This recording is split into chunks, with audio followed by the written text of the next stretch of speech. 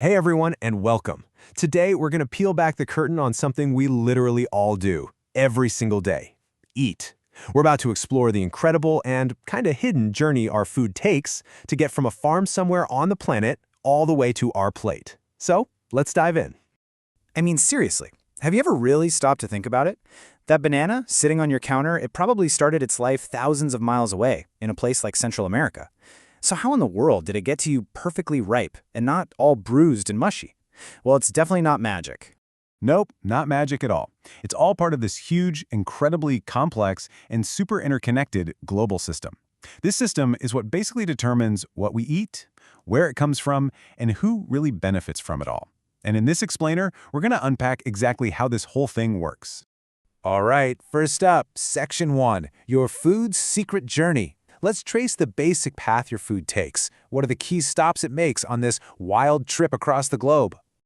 So this whole global supply chain thing, it pretty much boils down to four main players.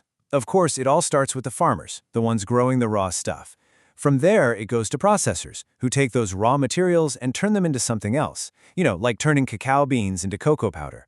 Next up are the distributors, who handle all the complicated logistics of shipping everything across borders. And finally, it lands with the retailers, like your local grocery store, where you and I actually buy the final product.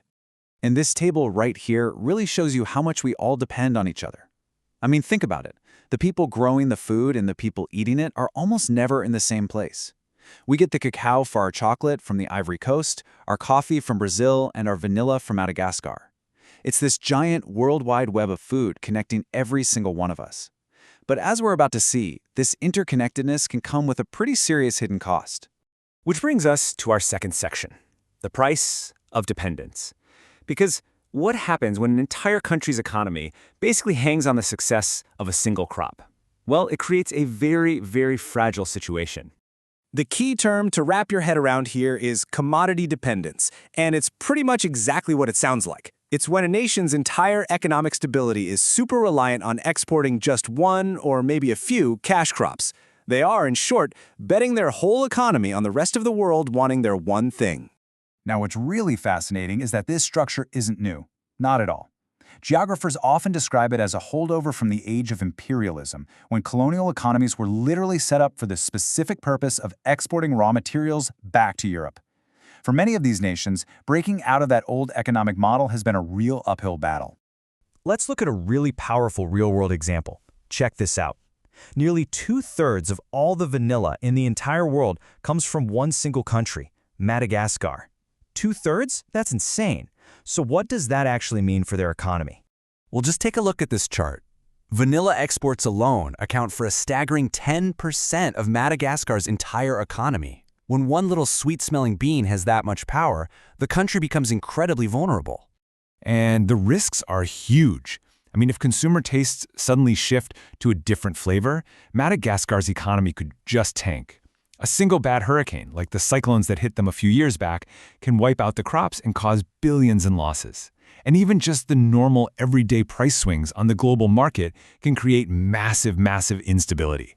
So you might be asking yourself, why does this system stay this way? Well, in Section 3, we're going to look at the hidden rules, the factors that control how this whole system works and, keeps this imbalance in place. Okay, first off, the competition is not always fair, not even close. Farmers in wealthy core countries often get government subsidies. We're talking cash payments or tax breaks. This helps them sell their crops at artificially low prices. Meanwhile, a farmer in a developing nation, they get no such help, which makes it nearly impossible to compete on the global stage. And then there's infrastructure. To even get a seat at the table in this global system, a country needs a whole network of support. Working roads, efficient ports, railways, reliable electricity, modern storage, the whole shebang. Without all this stuff working together, a country is basically locked out of the global food trade before they even start. But on the flip side, sometimes a single piece of technology can come along and change everything. The invention of the refrigerated shipping container, or the reefer, was an absolute game changer. It's the reason perishable foods like bananas and seafood can travel thousands of miles across oceans without spoiling. It fundamentally reshaped global trade as we know it. So all of this brings us to our final section, rethinking the global plate.